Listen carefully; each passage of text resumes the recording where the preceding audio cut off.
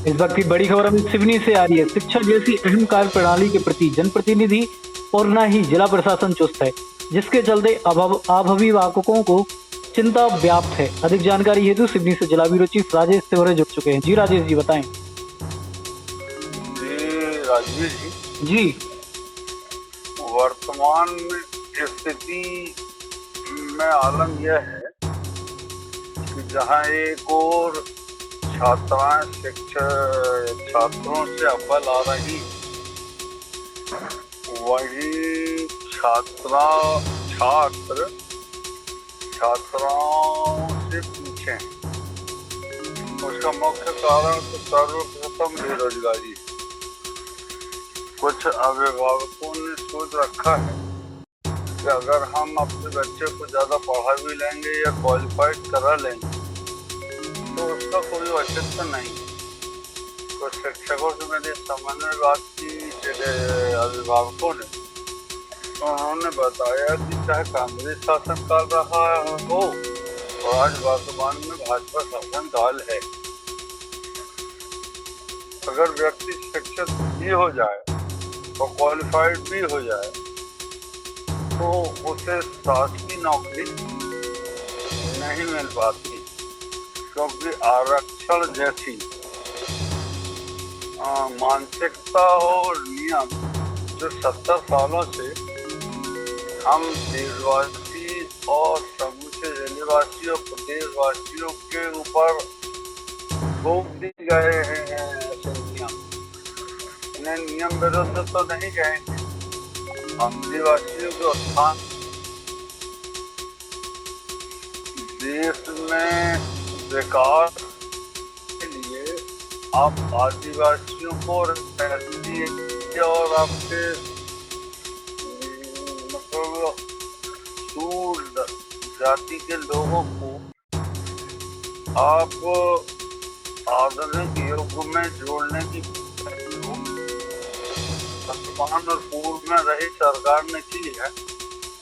उससे यह अंदाजा लगाया जाता है कि आज आदिवासी को भले ही आपने आदिवासियों के उत्थान के लिए आरक्षण जैसा नियम निकाला,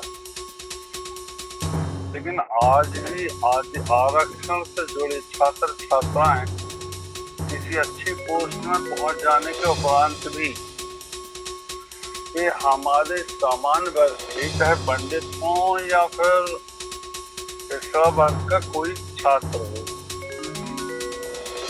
जो उनका परिजन के बीच जो बचपन से वो जैसी मानसिकता से ढले, माता पिता ने उन्हें जैसी मानसिकता में ढाला है, ऐसे बहुत से अधिकारी हैं जो आरक्षण के तहत IPS से लेकर शिक्षा के क्षेत्र में शिक्षक बन चुके।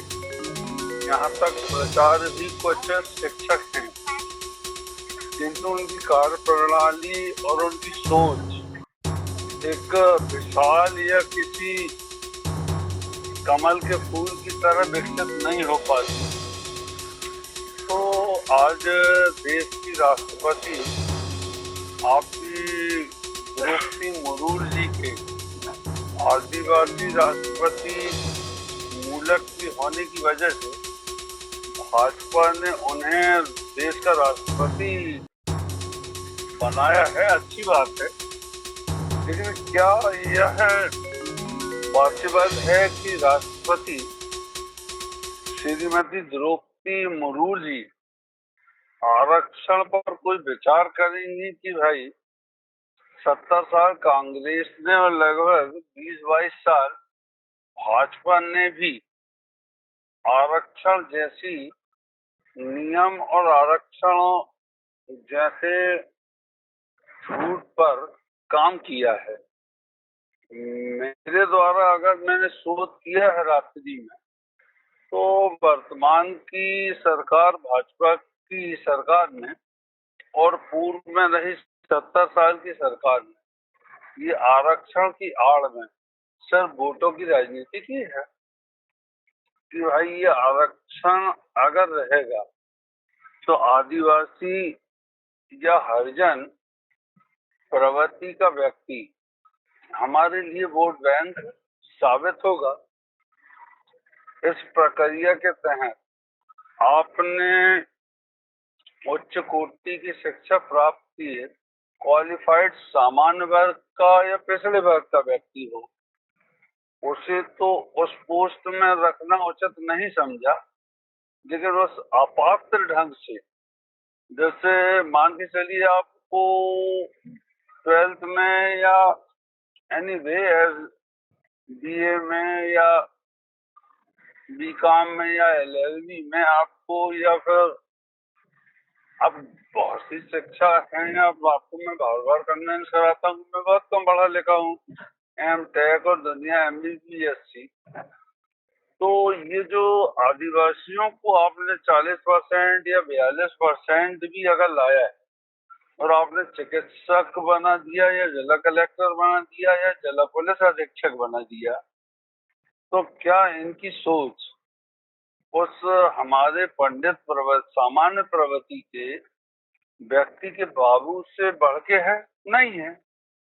अगर आज भी किसी आरक्षण के तहत कोई आईपीएस अधिकारी या उच्च शिक्षा पर बैठा प्राचार्य, जैसे महाविद्यालय के कोई प्राचार्य हो, वो ओपिनियन अक्सर अपने सामान्य वर्ग के बाबू से लेते हैं। इससे यह सिद्ध होता है कि आरक्षण के तहत हुई भर्ती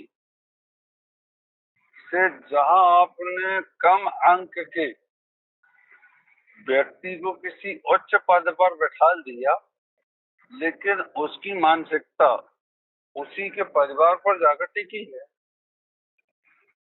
आज आप फग्गन दादा कुलस्ते को ले लीजिए कि हमारे फग्गन दादा कुलस्ते हैं, आज केंद्रीय मंत्री है, इस्पात मंत्री है। आज भी मैंने उन्हें देखा है कि वो गुड़ाकू करती है शाम को साहब, जबकि देश में बाकायदा अभी बीच में ये आपका नशा मुक्ति जैसे पर प्रतिबंध लगाया गया। क्या हमारे क्षेत्रीय विधायक मुनमुन राय जी तम्बाकू या सिगरेट या जो भी उनका, क्या उन्होंने छोड़ा? उन्होंने मूर्ति रूप दिया? नहीं दिया। आज हमारे केंद्रीय मंत्री फग्गन दादा कुलस्ते क्या गुड़ाकू छोड़ चुके हैं? नहीं छोड़े। मतलब कुल मिला के आप इन्हें जागरूक करें, अच्छी बात है। आज अपन ने राष्ट्रपति बनाया है भाई आदिवासी समाज से बिलोंग करने वाली दूसरी महिला को। हालांकि मैंने सर्च किया है, उनकी शिक्षा प्रणाली भी बहुत अच्छी रही है और उनका कामकाज भी अच्छा रहा है, और उनने जो उनका जीवन रहा है एक संग्राम की भांति रहा है। उनके पति भी चले गए, पुत्र भी चले गए, तो उसके बावजूद वो आत्मनिर्भर रही, अपने आप को संभाला। मतलब वो योग्य महिला है। अगर भाजपा पार्टी ने उन्हें भी अगर राष्ट्रपति बनाया है तो उनकी योग्यता को देख के बनाया है, लेकिन यह कहने से मैं नहीं चूकूंगा कि अगर राष्ट्रपति बनाया गया है, मैं द्रौपदी मुर्मू सम्मानी के खिलाफ नहीं हूँ। क्या भाजपा ने वोट बैंक के चक्कर में द्रौपदी मुर्मू जी को राष्ट्रपति बनाना उचित नहीं समझा? समझा है। ये एकदम दर्पण की तरह साफ है।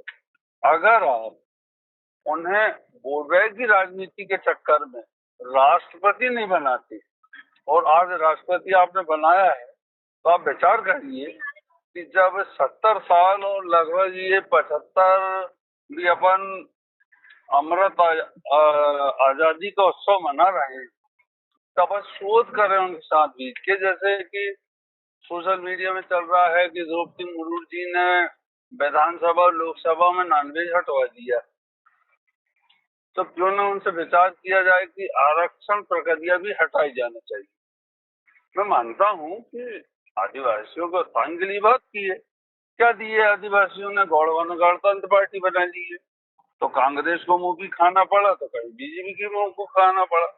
तो जब ये आदिवासी हमारे नहीं हो रहा है, मैं द्रौपदी मुर्मू जी को या किसी उच्च कोटि के पद पर बैठे आदिवासी या आरक्षण प्रक्रिया के तहत सभी को नहीं बोल रहा, मैं उन्हें ही बोल रहा हूँ जिनकी मानसिकता पर निखार नहीं आया है। जब आप देख रहे हैं, सुन रहे हैं कि यार ये सामान्य वर्ग के लिपेक से ओपिनियन लेते हैं। आज हमारे सखीदार दादा हैं, वो उन पर ऐसे कोई अवगुण नहीं है, मैं बहुत काफी क्लोज हूँ उनके। आज आप शिवराज सिंह जी को ले लीजिए या नरोत्तम मिश्रा जी को ले लीजिए, अब उनका क्या लुकआउट है उस अंदर तक तो मैं नहीं पहुंच पाया हूँ, जिनके करीबी हूँ मैं उनका। जैसे अरविंद सिंह ककोड़िया जी, अब वो अलग सब्जेक्ट है कि झंडा लेके वो नाचते रहे या जो भी रहे, अब उनके बारे में ज्यादा जानकारी नहीं है, लेकिन उनकी मानसिकता जैसे कांग्रेस उनको यूज करती है। उनका आप सिमरिया कांड ले लीजिए या टोल कांड ले लीजिए, आखिर कांग्रेस ने बहुत जाना, सर उनके पास इतना दिमाग तो नहीं आया कि मैं ये राष्ट्रीय ध्वज लेके नाच रहा हूँ, ये प्रदर्शन जनता के बीच क्या संदेश ले जाएगा। ये NH-44 को घेर के बैठ गया मैं, उसके बावजूद सिमरिया कांड पूरे प्रदेश में छाया रहा, तो आखिर उन्हें बोझा ना कांग्रेस ने। तो इस टाइप से क्या भाजपा के किसी जनप्रतिनिधि को भाजपा ने बोझा? मैं भाजपा का पक्ष बिल्कुल नहीं दिया। आज भाजपा के हमारे राकेश पाल जी, आपके दिनेश राय जी हैं, अच्छी बात है, वो भी डांस करते हैं। अभी बीच में राकेश पाल जी का सोशल मीडिया में बहुत बढ़िया डांस हुआ, मुझे बिलीव नहीं हुआ कि राकेश भैया भी इतना नाच सकते हैं।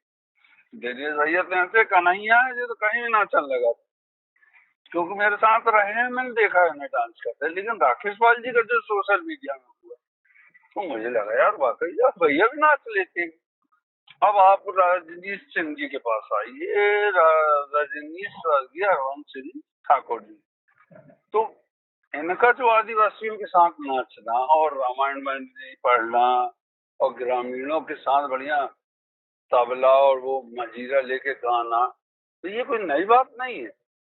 जब ठाकुर साहब जीवित थे उस दौरान भी मैंने ठाकुर रजनीश सिंह जी को देखा है कि ग्रामीणों के साथ बैठती रामायण पढ़ना, अखंड रामायण पढ़ना, कि सावन के टाइम उनके यहाँ अभिषेक होता रहा है, इस टाइप के रहे हैं।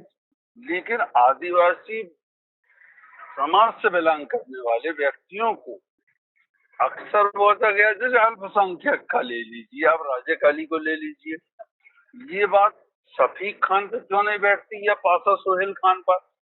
आप राजिकाई को क्यों बोझते रहे प्रेस विज्ञप्ति के लिए? मतलब अल्पसंख्यक को भी बोझा आपने और आरक्षण के तहत आपने उनको भी बोझा। अपन थोड़ा सब्जेक्ट से हट रहे हैं, तो मैं बताऊं कि अगर द्रौपदी मुर्मू जी से समाज देश का युवा अगर ये कहे क्वालिफाइड व्यक्ति को महत्व दिया जाए, जब आधुनिक युग की ओर हमारा देश जा रहा है। एक मिनट राजवीर जी, क्योंकि आपकी आदत बहुत बुरी है कि बीच बीच में तुम टास्क टाइप बस जी जी करने लगा। अरे बस 40 मिनट की हो जाए और 50 मिनट की हो जाए, आप 2 बार में निकालो, मगर निकालो तो जो सार्थक है क्या ना, जो कानूनी लड़ाई द्रौपदी मुर्मू जी को बड़ा लगेगा, उनका राजस्व बुक करो, ज्यादा बोल रहा है तो मैं न्यायालय से कह दूंगा कि हाँ ये न्यूज मैंने निकाली है और इसका पूरा दायित्व मैं लेता हूँ, राजधानी चैनल का इससे कोई सरोकार नहीं, मैं आज बोल रहा हूँ। तो द्रौपदी मुर्मू जी से मैं देश का एक नागरिक हूँ और मैं स्वतंत्र नागरिक हूँ, मीडिया से जुड़ा हूँ, तो क्या हो गया? लेकिन मुझे मौलिक अधिकार प्राप्त हैं। अगर मैं न्याय संगत बात कर रहा हूँ तो मेरी आदिवासियों से बुराई तो नहीं है। अगन दादा जहाँ भी मिल जाए मैं बाकायदा पैर पड़ता हूँ। कोई मीडिया का आदमी हूँ तो ऐसा थोड़ी है कि भगन दादा को मैं भूल जाऊं कि 4 दिन के अंदर उन्होंने मुझे एडिटर बना दिया था, सिर्फ जाके खड़ा हुआ था कि दादा ऐसी ऐसी बात। तो भाई व्यक्ति को दूसरे का एहसान और अपनी औकात कभी जिंदगी में नहीं भूलना चाहिए, वो सक्सेस रहेगा। तो दिनेश राय जी हैं, हमसे 2 साल बड़े हैं, हम कितनों मजाक कर लें लेकिन पब्लिक प्लेस में हम उनके पैर पड़ते हैं। ये एक नेता का सम्मान होता है, वो आज विधायक पद में है और मैं मीडिया पढ़ रहा हूँ तो ऐसा तो नहीं कि अगर मैं पैर पढ़ रहा हूँ तो मैं उनके खिलाफ नहीं निकालता। रात को भी ब्रेकिंग दिया, अभी इसके पहले अभी थोड़ी देर बाद आ रही है। तो पत्रकारिता समाज का दर्पण, व्यवहार, आपसी भाईचारा वो घर में निभाओ, मगर बात न्याय संगत हो तो न्याय संगत करो। तो शिक्षा जैसी अहम बात को लेकर हमारे समूचे जिले में छात्राएं अव्वल आ रही है। वहीं आप ले लीजिए, प्राइवेट शिक्षकों की बात की जाए या शिक्षिकाओं की बात की जाए, तो आप ना वो बीएड करती ना कुछ करती। और ये स्कूल प्रबंधन को देखना आप, मैं चूनी में ऐसा 10 स्कूल बता दूंगा जो लीज की जमीन में परमिशन भी नहीं लिए हैं और कॉलोनी में जबरदस्ती स्कूल खोल दिए, और वहाँ की छात्राएं और छात्र बाकायदा शिक्षा हासिल कर रहे हैं। और वहाँ के शिक्षक और शिक्षिकाएं भले उनसे एबीसीडी ना बनत हो और घर के बच्चों को न पढ़ा बनत हो, मगर वे उन्हें ठेका ले रही है स्कूल के बच्चों को, और फिर वे स्कूल में पढ़ाते हैं तो वो तो तक ठीक है, मगर वे फिर घर में भी पढ़ा रही हैं। मतलब आप सीधी जेब अभिभावक राजेश तिवारी की काट रहे हो। एक तो आप डोनेशन ले रहे हो, नंबर 1। आप स्विमिंग पूल आपके तो है नहीं है, स्विमिंग पूल को पैसे ले रहे हो। आप उच्च शिक्षा का पैसे ले रहे हो। बस में ज्यादा से ज्यादा 2 लीटर डीजल भरत हुआ है शहर में घुमान को, और आप लगभग कुछ नहीं तो 54 रुपए बस का ले रहे हो। तो मेरा मतलब ये है, मैं कोई अपने ऊपर इसलिए उदाहरण देता हूँ कि मैं दूसरे पर क्यों गिरेबान में झांको, अपने झांको। तो जब आप उच्च शिक्षा के नाम पर डोनेशन भी लेते हैं और प्रतिमाएं अच्छी जेब भी काट रहे भावनार्थ शिक्षा अभिभावक की, और उसके बावजूद आप अपने स्कूल में उन्हें उतनी अच्छी शिक्षा प्रदान नहीं कर रहे हो, और फिर राजेश तिवारी के बच्चे कोचिंग भी जा रहे हैं, और पता लगा उसकी बड़ी बेटी को भी कम अंक आ रहे हैं, छोटी बेटी को कम आ रहे हैं। तो फिर औचित्य कहाँ था? मतलब मेरे पढ़ाने का औचित्य क्या रहा? मतलब आप खाना पूर्ति कर रहे हो। आज हमारे नगर में लगभग प्राइवेट स्कूल लगभग 25 हैं। अरुणाचल ले लो तो आईपीएस ले लो, तो आप सेंट फ्रांसिस ले लो, तो उदय पब्लिक स्कूल ले लो, तो टीपीसी चतुर्वेदी ले लो। मतलब कभी जिला प्रशासन ने या जिला शिक्षा अधिकारी ने या हमारा क्षेत्रीय विधायक दिनेश राय ने या राकेश पाल जी ने या हमारे प्रभारी मंत्री ओम प्रकाश सखलेजा दादा ने या केंद्रीय मंत्री फग्गन दादा ने कभी शोध किया कि शिक्षा के नाम पर आए दिन मीडिया क्वेश्चन उठाती है, शिक्षा के गिरते स्तर पर उठाती है, भवन जर्जर हैं, छात्राओं के लिए प्रसाधन की जगह नहीं है, और बाकायदा सरकार प्रसाधन के लिए अतिरिक्त कक्ष या प्रसाधन बनवाने के लिए देती है, और उसमें भ्रष्टाचार कर बैठते ही है शिक्षक और वहीं संबंधित जिला शिक्षा अधिकारी। तो इन पर आप कार्रवाई क्यों नहीं करते?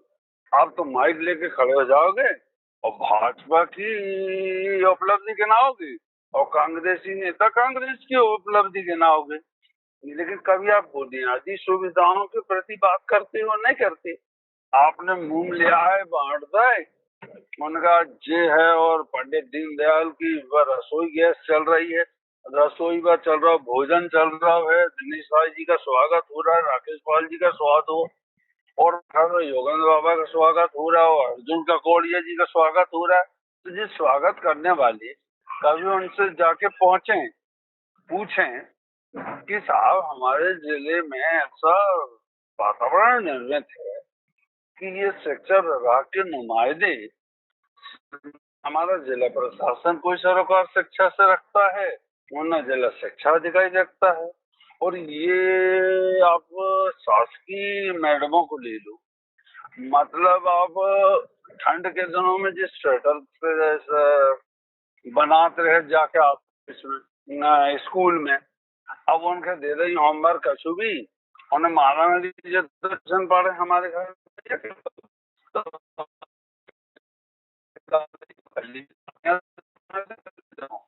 प्रदर्शनी आ गई सिवनी में, तो प्रदर्शनी में जब 12 बजे प्रदर्शनी घूम रही है, सुबह 8 बजे स्कूल कैसे पहुंचे? कभी संज्ञान लिया नहीं लिया?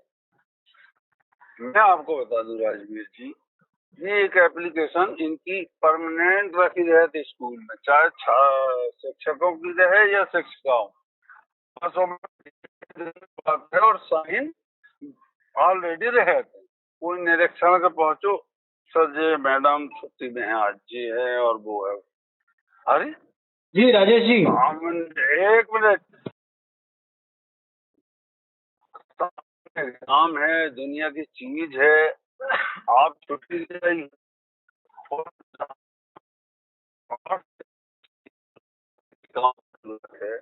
तो वहाँ 2 शिक्षक शिक्षिकाएं हैं, मतलब जहाँ 8 आपने कर दिए सेटिंग के चक्कर में कि सिवनी से लूघरवाड़ा या आपके जे डूडा सिवनी पास पड़ता है, तो जिला शिक्षा अधिकारी लो थोड़ा बहुत मैं मास्टरों को तो कर दो।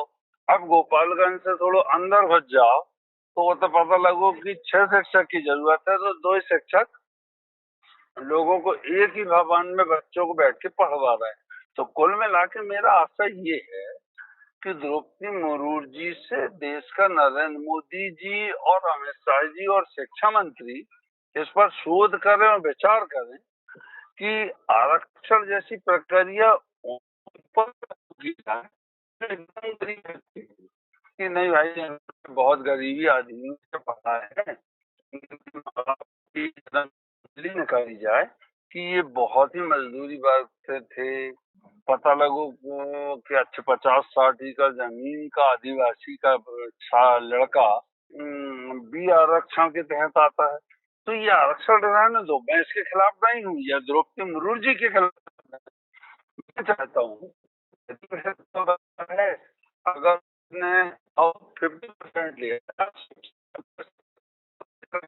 तो उस गरीब स्तर के व्यक्ति को आप आरक्षित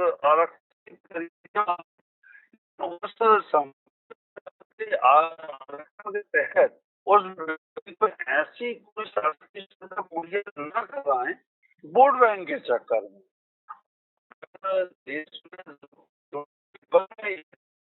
चैनल के माध्यम से उनसे यह समस्त देशवासियों और मध्य प्रदेश और जिला आदिवासी बहुल क्षेत्र है, इनका प्रतिनिधित्व करते हुए मैं उनसे आग्रह करता हूँ कि या तो आप इसमें शोध करें और आरक्षण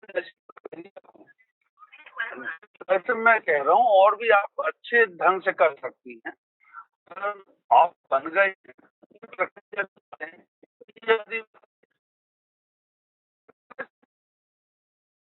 पार्टी का गठन कर लिए,